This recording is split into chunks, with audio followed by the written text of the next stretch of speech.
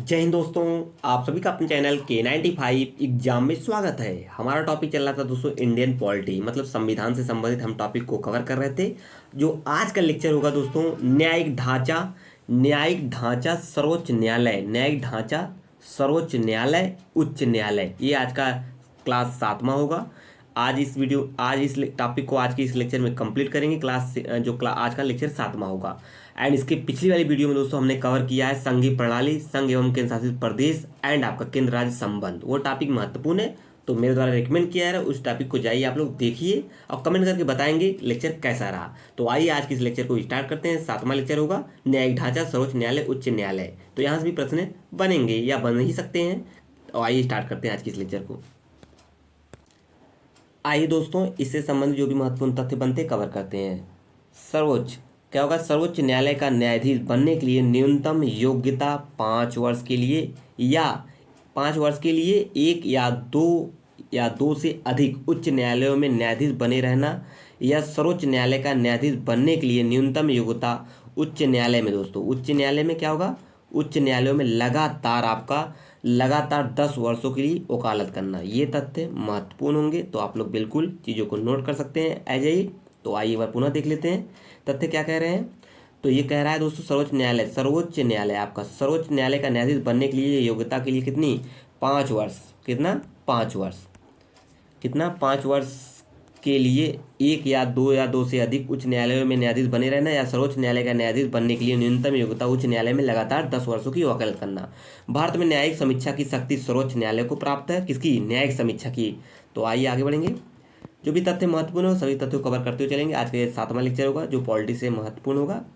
उच्च न्यायालय के न्यायाधीश राष्ट्रपति के द्वारा नियुक्त होते हैं। जो उच्च न्यायालय के जो न्यायाधीश होते हैं दोस्तों किसके द्वारा नियुक्त होते हैं? तो राष्ट्रपति के द्वारा नियुक्त होते हैं। ये तथ्य बार बार एग्जाम में पूछा गया, तो बिल्कुल मिस नहीं करेंगे। पुडुचेरी संघ राज्य क्षेत्र की न्यायपालिका मद्रास उच्च न्यायालय के प्रशासनिक नियंत्रण के अधीन आता है।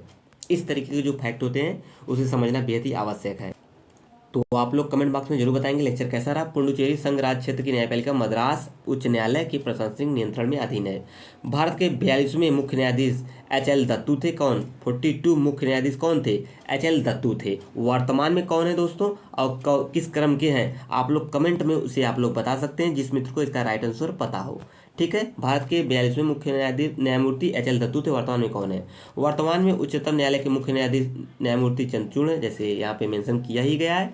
तो आप लोग भी क्रम बताइए। क्रम वर्तमान में उच्चतम न्यायालय के मुख्य न्यायमूर्ति धनंजय वाई चंद्रचूड़ है। और किस क्रम के हैं? क्रम इनका कौन सा है? क्रम पूछा गया एग्जाम में, तो बिल्कुल आप लोग करंट को भी आप लोग मेंशन करते हुए चलेंगे। तो क्रम आप लोग जरूर बताएंगे कमेंट बॉक्स में। तो आइए आगे बढ़ेंगे। और अगला तथ्य बनेगा उच्चतम न्यायालय में एक मुख्य तथा 33 अन्य न्यायाधीश की व्यवस्था की गई है। तथ्य महत्वपूर्ण है, आप लोग इसे 60 नोट्स में मेंशन करते हुए चलेंगे जो जो मेरे द्वारा हर वीडियो हर लेक्चर में बताया जा रहा है, ताकि एग्जाम टाइम आपका दोस्तों बेहतर रिवीजन होता रहे। इसे शॉर्ट नोट्स में मेंशन करते चलेंगे। लोक अदालतों के अधिवेशन की अध्यक्षता जिला न्यायाधीश करता है। कौन करता है? जिला न्यायाधीश करता है। भारत के सर्वोच्च न्यायालय को मूल अधिकारों के प्रवर्तन के लिए क्या करता है? एक बार पुनः देखेंगे दोस्तों। भारत को सर्वोच्च न्यायालय के मूल अधिकारों के प्रवर्तन के लिए 5 प्रकार की रीट जारी करने का अधिकार किसे है? सर्वोच्च न्यायालय को। ठीक है। आइए हम आगे बढ़ेंगे, सभी चीज़ों को समझते हुए चलेंगे। जो मित्र नए हैं चैनल पर तो बेल आइकन को अवश्य ऑन कर देंगे, और ताकि नई नई नोटिफिकेशन उन्हें प्राप्त होता रहे नए नए वीडियो का। और सब्सक्राइब चैनल को बिल्कुल कर लीजिए, क्योंकि महत्वपूर्ण तरीके से दोस्तों सभी यूपी टेट एग्जाम के जितने भी सब्जेक्ट हैं और किस तरीके डेराइव किए गए हैं सिलेबस के अकॉर्डिंग सभी चीज़ों को पढ़ाया जा रहा है, और महत्वपूर्ण प्रश्नों को भी सॉल्व कराया जाएगा सब्जेक्ट को खत्म करने के बाद दोस्तों। और जल्द आपका देखने को मिलेगा महत्वपूर्ण प्रश्नों के साथ। हम मिलेंगे ज्योग्राफी सेगमेंट से, क्योंकि सब्जेक्ट समाप्त हो चुका है। गुजरात उच्च न्यायालय अहमदाबाद में स्थित है। राज्य के उच्च न्यायालय का मुख्य न्यायाधीश भारतीय राज्य के राज्यपाल को शपथ दिलाता है। महत्वपूर्ण तथ्य, इसे स्टार्ट कर लेंगे। एंड जो मित्र नए हैं बिल्कुल चैनल पर बने रहेंगे। आज की इस वीडियो को ज़्यादा से ज़्यादा लाइक शेयर कर दीजिए, ताकि सभी मित्र चैनल के माध्यम से जुड़े रहें। आएंगे आगे। उच्च न्यायालय के न्यायाधीशों की सेवानिवृत्ति की आयु कितनी है दोस्तों? 62 यानी 62 वर्ष है। तो इसको बिल्कुल आप लोग याद कर लीजिए। किसकी बात कही जा रही है इसमें? उच्च न्यायालय के न्यायाधीशों की सेवानिवृत्ति पूछ रही है। उच्च न्यायालय सर्वोच्च न्यायालय की नहीं। उच्च न्यायालय के न्यायाधीश को साबित कदाचार एवं असमर्थता के आधार पर हटाया जा सकता है। किसके आधार पर? इन दोनों तथ्यों के आधार पर हटाया जा सकता है। राज्य एवं संघ राज्य क्षेत्र का साझा उच्च न्यायालय पंजाब, हरियाणा एंड चंडीगढ़ साझा उच्च न्यायालय है। ठीक है, इसे भी आप लोग देख सकते हैं। आइए आगे बढ़ेंगे। अगला तथ्य बनेगा, आइए इसे मेंशन करते हैं और चीज़ों को समझते हुए चलेंगे। ठीक है दोस्तों, आप लोग वीडियो क्लास तक बने रहेंगे। मुझे आशा है सभी चीज़ें आप लोग को समझ में आ रही होंगी। जो चीज़ें समझ में ना आए कमेंट बॉक्स में उसे आप लोग कमेंट कर सकते हैं, उसे मेरे द्वारा यानी कि 95 एग्जाम के माध्यम से कमेंट किया जाएगा, उसका आंसर जरूर दिया जाएगा। और कोई भी सजेशन चाहते हैं उसके लिए आप लोग बेफिक्र कमेंट करेंगे। मद्रास उच्च न्यायालय की न्यायपीठ मदुरई में कार्य कर रही है। उच्च न्यायालय तथा उच्चतम न्यायालय वेतन तथा सेवा शर्त संशोधन अधिनियम 2018 के अनुसार सर्वोच्च न्यायालय के मुख्य न्यायाधीश का मासिक वेतन कितना है दोस्तों?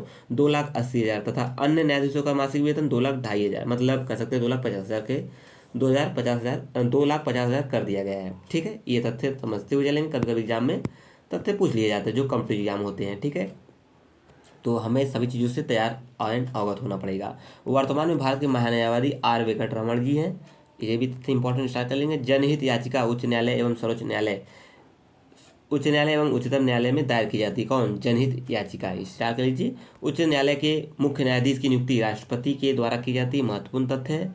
इसे भी आप लोग शॉर्ट नोट्स में मेंशन करते चले होंगे, बेहद ही महत्वपूर्ण तथ्य हैं सभी। सर्वोच्च न्यायालय की प्रथम महिला न्यायाधीश फातिमा बीबी थी, ये तथ्य महत्वपूर्ण है, पहला लगा हुआ है। ठीक है, यानी प्रथम की बात कही जा रही है। अगला तथ्य बनेगा यहाँ से, तथ्य क्या होंगे?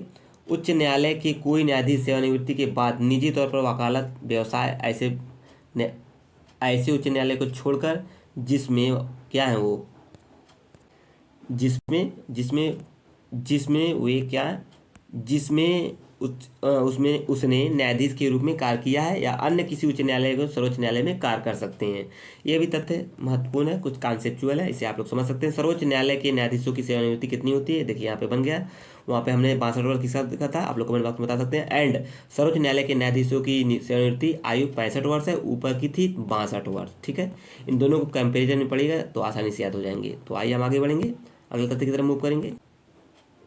अगला तथ्य बनेगा, अगला तथ्य है मध्य प्रदेश उच्च न्यायालय की स्थापना 1956 में हुई थी। यह जबलपुर में स्थित है, जबकि इसकी 2 खंडपीठें ग्वालियर और इंदौर में स्थित है। इस तरह के भी प्रश्न कभी कभी महत्वपूर्ण हो जाते हैं। छत्तीसगढ़ उच्च न्यायालय की पीठ यानी सीट इसकी बिलासपुर में स्थित है। उत्तर प्रदेश उच्च न्यायालय की मुख्य पीठ इलाहाबाद में, इसे आप लोग जानते ही होंगे, जबकि इसकी खंडपीठ लखनऊ में है। इलाहाबाद एंड लखनऊ। ठीक है, आइए हम आगे बढ़ेंगे। अगला तथ्य बनेगा दोस्तों, संघ राज्य क्षेत्र यानी दिल्ली और कश्मीर, जम्मू कश्मीर है जहां उच्च न्यायालय है संघ राज्य क्षेत्र में। ये चीज समझते हुए चलेंगे, एग्जाम स्टार कर लेंगे और एग्जाम के पॉइंट ऑफ व्यू से महत्वपूर्ण कर लेंगे। भारत के सर्वोच्च न्यायालय में ने केंद्रीय शिक्षा संस्थानों में अन्य पिछड़े वर्ग के उम्मीदवारों को आरक्षण प्रदान करने सरकारी निर्णय को समर्थन दिया, उन्हें 27% आरक्षण दिया जाएगा। महत्वपूर्ण है ये भी। एंड अगला है, अगला तथ्य बनेगा एग्जाम के पॉइंट ऑफ व्यू से, 2 या अधिक राज्यों संघ राज्य क्षेत्रों के लिए एक उच्च न्यायालय की स्थापना विधि के तहत द्वारा की जा सकती है। यह भी तथ्य महत्वपूर्ण है। भारत सरकार का सर्वोच्च न्यायालय किसी व्यक्ति को लोक पद जिसके लिए वह पात्र नहीं है धारण करने से रोकने के लिए अधिकार परीक्षा यानी क्यू वारंटो याचिका जारी कर सकता है। ये जो 5 प्रकार की रीटें हैं उनमें से एक रीट है जो क्या कहता है, किसी व्यक्ति को लोक पद जिसके लिए वो पात्र नहीं है, मतलब वो किसी गैर तरीके से किसी पद को धारण किए हुए है, उसको रोकने के लिए, उसे उस अधिकार से हटाने के लिए क्यू वारंटो याचिका जारी की जा सकती है। तथ्य महत्वपूर्ण है। आइए आगे बढ़ेंगे। अगला तथ्य बनेगा दोस्तों, भारत के उच्च न्यायालय के मुख्य न्यायाधीश बनने वाली प्रथम महिला लीला सेठ थी। महत्वपूर्ण तथ्य है, स्टार कर लेंगे। एंड जो आज का यह टॉपिक है छोटा है बट बेहद ही महत्वपूर्ण है, क्योंकि दोस्तों इसमें से कुछ 1-2 फैक्ट तो एग्जाम में, एक फैक्ट तो मान के लिए एग्जाम में बन ही सकता है, क्योंकि टॉपिक तो वैसे भी आप लोग सभी जानते हैं, मेरे द्वारा हर बार हर लेक्चर में इसे बताया गया है। आने हैं हर सब्जेक्ट से 5 क्वेश्चन, तो आप लोग निश्चिंत होकर तैयारी करते रहेंगे। सभी सब्जेक्ट को क्लियर कराया जा रहा है K95 एग्जाम के माध्यम से, एक भी तथ्य आपको नहीं छूटेंगे। आप लोग रिवीजन करते रहेंगे, एक आपको महत्वपूर्ण लेक्चर तो प्रोवाइड कराया ही जा रहा है, साथ ही साथ उन लेक्चरों में जो भी महत्वपूर्ण तथ्य हैं उसका भी शॉर्ट नोट्स आपसे बनवाया जा रहा है। तो बिल्कुल सभी चीज़ों को निश्चिंत होकर तैयारी करते रहेंगे, एक भी तथ्य नहीं छूटेगा। कोलकाता उच्च न्यायालय का खंड अंडमान और निकोबार द्वीप समूह प्रादेशिक क्षेत्राधिकार है। लोक प्रतिनिधित्व अधिनियम 1951 की धारा 80A के अंतर्गत चुनाव विवाद पर फैसला देने का अधिकार किसे है? उच्चतम न्यायालय के पास है। ये भी महत्वपूर्ण तथ्य है। और ये आज का लास्ट फैक्ट था। अब मिलेंगे नेक्स्ट लेक्चर में अन्य टॉपिक के साथ। जो अगली टॉपिक होगी दोस्तों, कौन सी टॉपिक होगी? आपकी अगली टॉपिक होगी दोस्तों जिला प्रशासन एंड स्थानीय निकाय तथा पंचायती राज संस्थाएं। यहाँ से भी कभी कभी प्रश्न बने हुए हैं, चाहे आपका ये एग्जाम हो, यूपी टेबल से पेट हो या अन्य एग्जाम हो। जरूरी नहीं है दोस्तों ये आप पेट एग्जाम के लिए ही पढ़ें, अन्य एग्जाम की तैयारी कर रहे हैं बिल्कुल उन चीज़ों के लिए आप लोग अच्छे से इसका नोट्स बना के रख लीजिए। सभी एग्जामों के लिए बेहद ही महत्वपूर्ण भूमिका निभाएगा, बिल्कुल महत्वपूर्ण तथ्यों को इसमें आप लोग को कवर किया जा रहा है, तो बिल्कुल सभी चीज़ों को नोट कर लेंगे। अब मिलेंगे नेक्स्ट लेक्चर में, तो आप लोग जरूर बताएंगे आज का लेक्चर कैसा रहा, और जो मित्र नए थे चैनल पर, चैनल को जरूर सब्सक्राइब कर लेंगे K95 एग्जाम को। जय हिंद, जय भारत। थैंक यू दोस्तों।